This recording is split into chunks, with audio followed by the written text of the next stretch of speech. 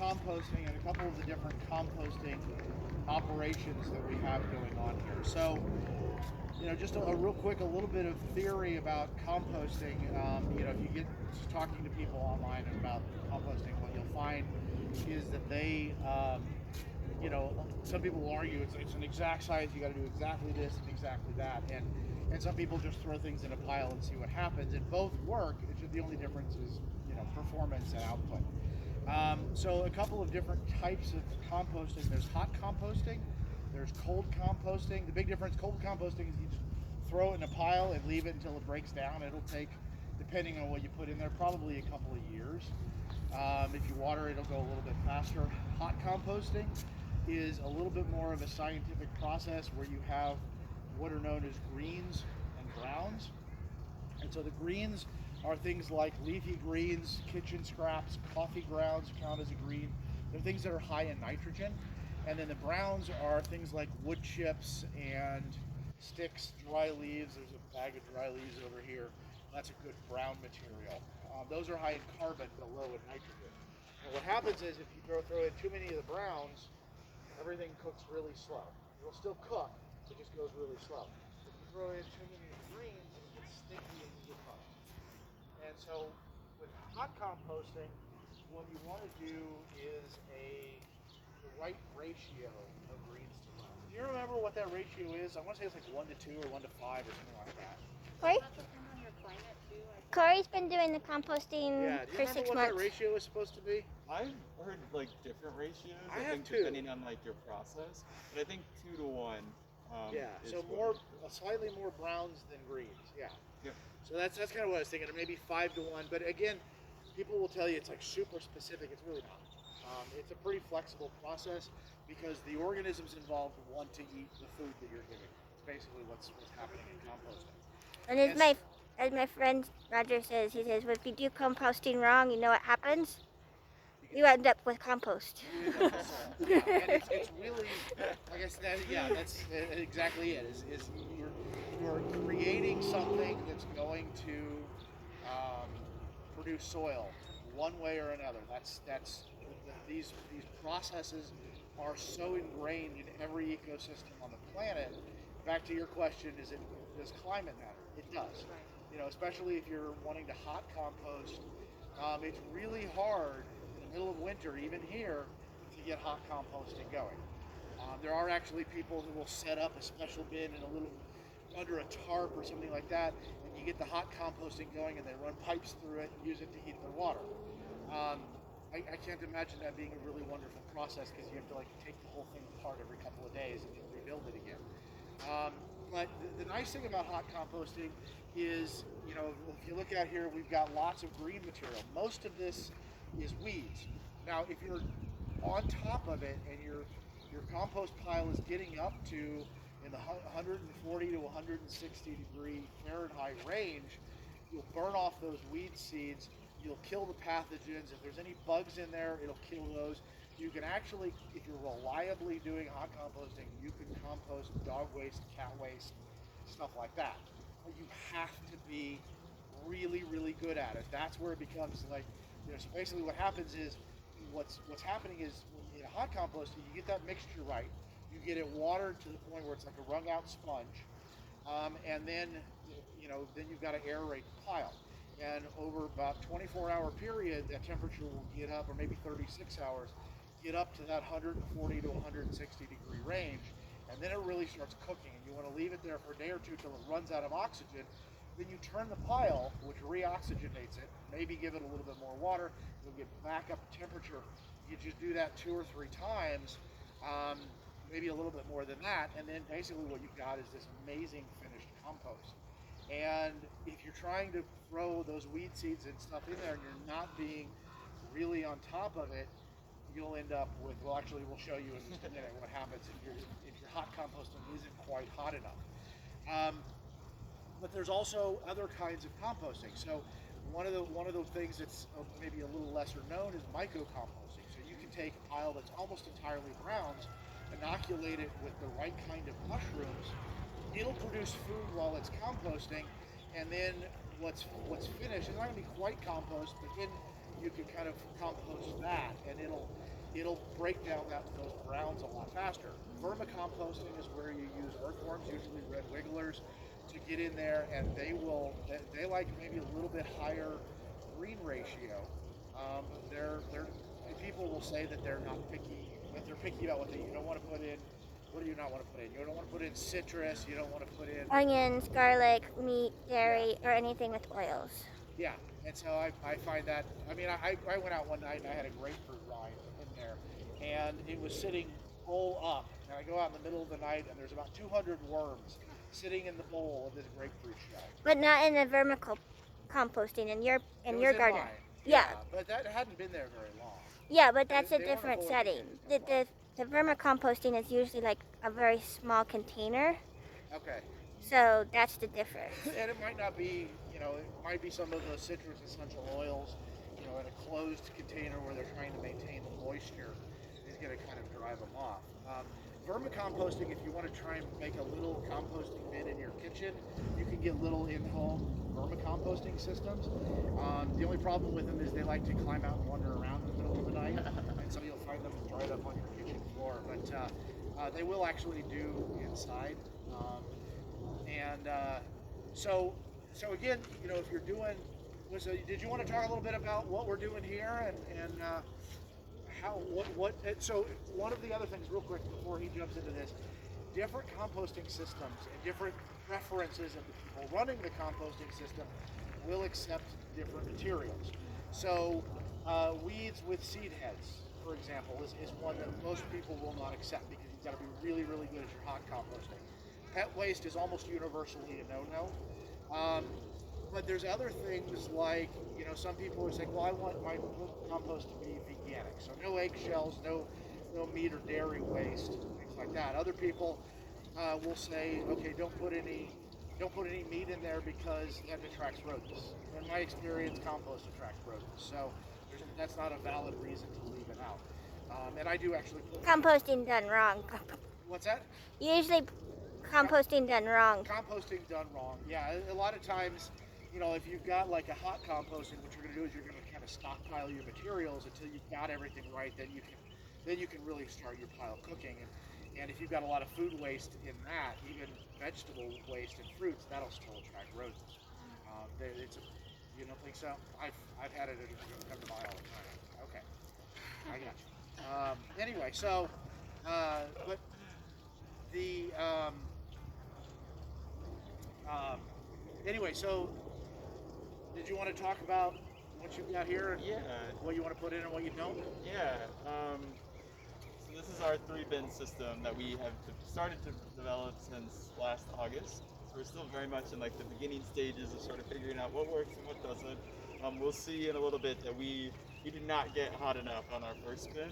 And some of the weeds that we did accept, we weren't able to kill, and that has sort of spread to the finished compost. So that is definitely something that we're transitioning to now, is trying to get to that optimal temperature to kill those things. But then I think with what Ed was mentioning, that is like, I think that also goes into what we're accepting. So I think we're trying to make a big push of not accepting weeds that have sort of gone to seed, like you were mentioning. Definitely none of like the cat or dog poop, but I think even like we're not really focused on like the meat or like bread and dairy and stuff like that. One, I don't think we've seen it really come in. Like a lot of the people who have given us their scraps, I think, this is probably an assumption, but I think they're vegetarian because it seems to just be like contained to veggies. And so far that has been able to be processed really well. There hasn't been anything that we've really seen food-wise that hasn't been able to. And I think if we were to step up to like that meat and dairy, it'd be interesting. I think we would have to turn it probably a little bit more consistently and get it hot enough. But yeah, we're actually like working to develop like a signage too on sort of like what can and can't be composted. One thing that we have seen outside of food is like biodegradable bags. Sometimes some of them break down really well, and then others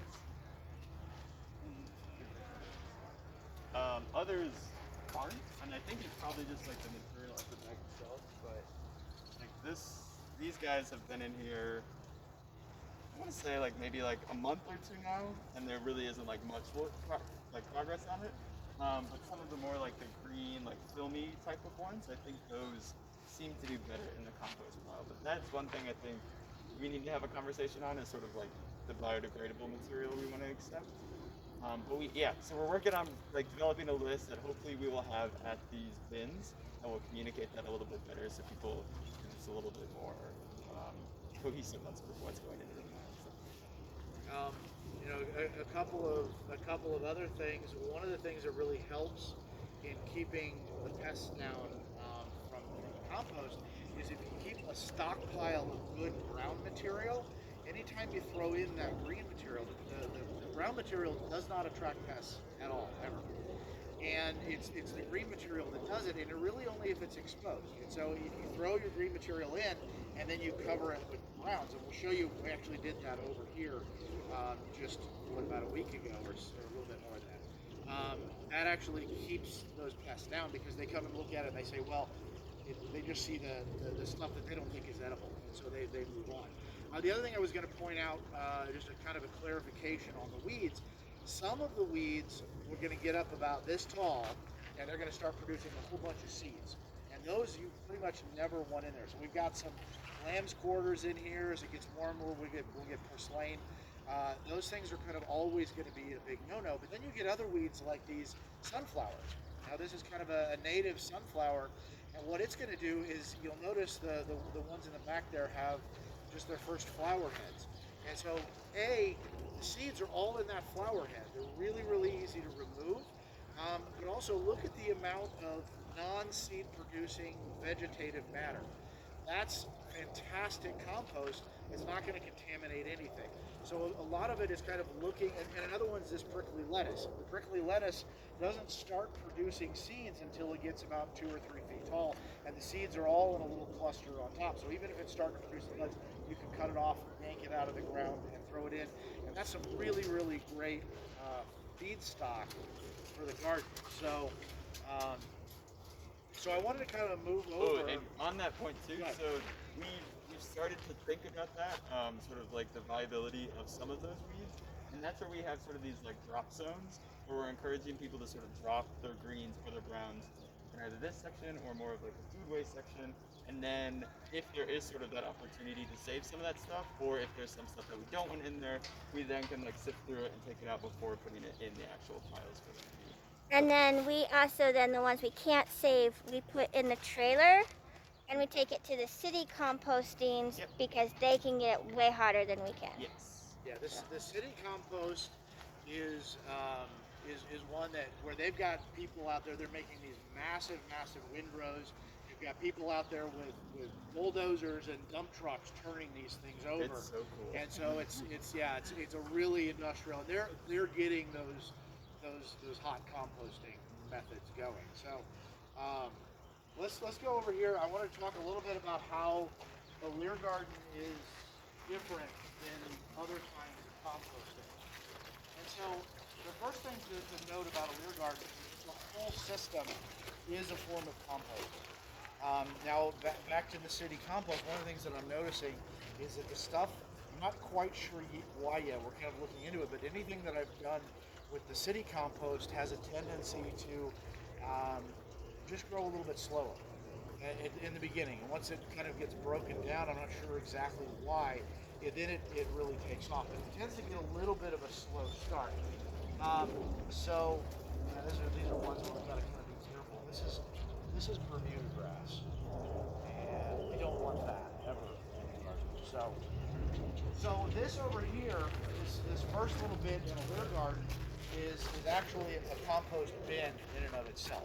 Now what we did is TCAA donated a whole bunch, like an entire pallet of asparagus that had gone bad, like boxes and boxes and boxes of asparagus, and then was it a whole pallet or about a half a pallet of tomatoes? Yeah.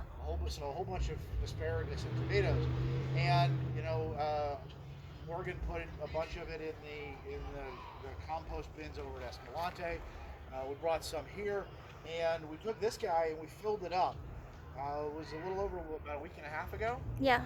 It was over this bar, so it was up to about here, and then we just took some of the city compost and covered it up so that asparagus didn't get stinky and attract bugs. And so what happens in the Lear garden is we've got the pond at the end, which I'll be putting fish in that pretty soon, and the water is on a timer. So the water flows up, runs in here, drains, fills up the compost, and it drains through the garden and runs back down. And so as we put compost into the compost bin here, the like I was saying earlier, the aeration is really important. You've got to get that air exchange. Well, the flood and drain of the water manages that air exchange, and it does it a couple times a day. So as we're running this thing, I think this one's set currently for like 4 times a day or maybe a little bit more. It fills up, it pushes all of that bad air out, and then as it drains down, it sucks back in good air.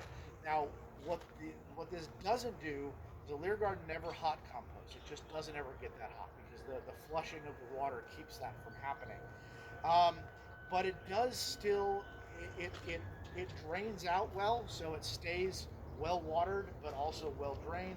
It stays well aerated. You can see this stuff dropped, and it was already fairly full with some kind of finished compost, and it already dropped about, 3 or 4 inches in a week and a half. And if we dig in here, you can see, I just had this thing running a minute ago. This stuff's all kind of breaking down. And it's a little gross right now, but that's why we put you can kind of see the more finished compost in there. Now this is still a fairly new one. The earthworm colony is getting established, but what'll happen is the earthworms just absolutely love this environment. Look how big that guy is. That is one of the largest red wigglers I think I've ever seen. They usually get about this long, so that is a very, very happy worm. And you can see they're the red wigglers. That's why they call them red wigglers. He starts jumping around when you disturb him. They don't really like it.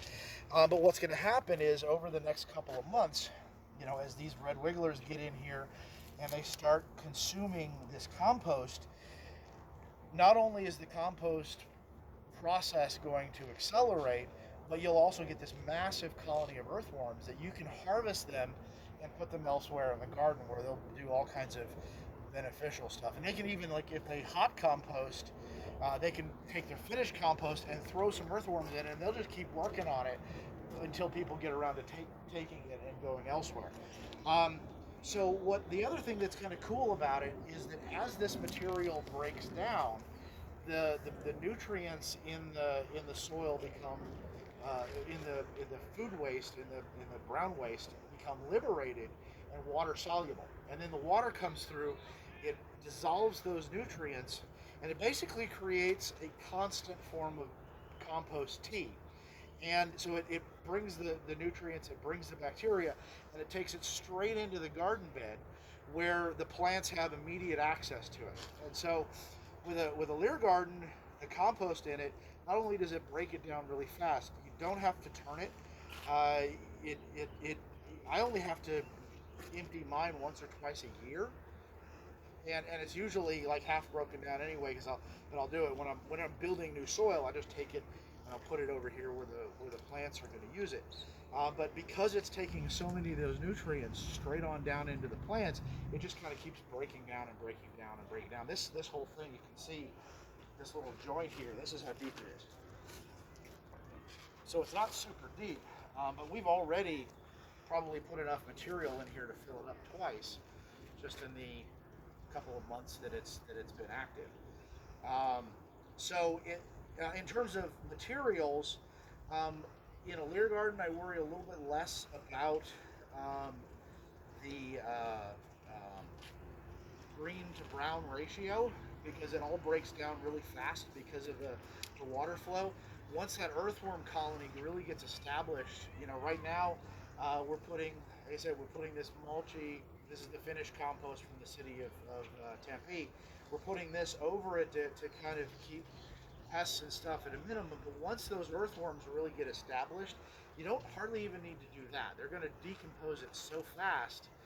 If we're lucky, we'll get, there's actually an animal called a black soldier fly, and they come and lay their eggs in the compost, and the larvae are even more voracious about consuming the compost than the earthworms. And the cool thing about it is the adults, so like where you get flies that'll pester you and they'll swarm and you get lots of them, black soldier flies don't ever do that. They're solitary. The adult soldier flies only live for a couple of days. They don't have the ability to eat. They do have the ability to drink. So their purpose is basically to find a mate, lay eggs in the nearest source of available compost that they can find, and then die. And so, I had at one point in my garden, the conditions were just right, and you could just scoop in there and get handfuls, just thousands of black soldier fly larvae, and most of them were turning into adults and moving on. And I think I went around the whole garden one day and counted like 14. And they weren't bugging anybody; they were just sitting on a plant. So those are some really good things that, like, the conditions again here will improve those. But anyway, so in terms of what we like to put in there, lots of food waste. If we get weeds, woody stuff will break down a little slower, but it's because it's not hot composting, which is really what gets into that wood. But it will break down eventually. Like I said, plant waste. We've got, as these beds start coming down, if we can collect some of that and put it in here. Believe it or not, once this thing really gets going, it'll probably process just this little bin. Will probably process more compost than your big bins.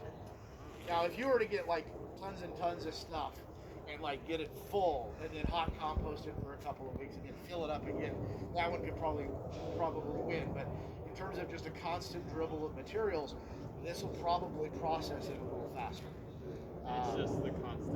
It's just the constant moisture, constant aeration will keep it going. And back to just while we're here, when we came in here and replanted this a couple of weeks ago, this area had sunk because of the constant water flow. The material that we had originally put in here had sunk more here than it had anywhere else. So we took some of the finished compost and we put it in here, and you'll notice all of the little weed seeds that we've got here. These are sunflowers. This is a little clover of some sort. This looks like some more of the lamb's quarters. So eventually we're going to want to pull these things out. We definitely want to make sure that we know what they are. The sunflowers I'm actually inclined to leave until they get bigger, because again, we can get a nice big sunflower out of it, and then we pull it out and make lots of compost. It's not going to be a weedy problem. But these little lamb's quarters, at some point we should pull them. Again, they can get bigger, but you also have to watch out, because then you get, like, this is a tomato. That's a volunteer tomato. Let's leave it. Volunteer tomatoes are the best. So, anyways, what did I miss, Morgan? What are we growing? Right now we've got red lettuce,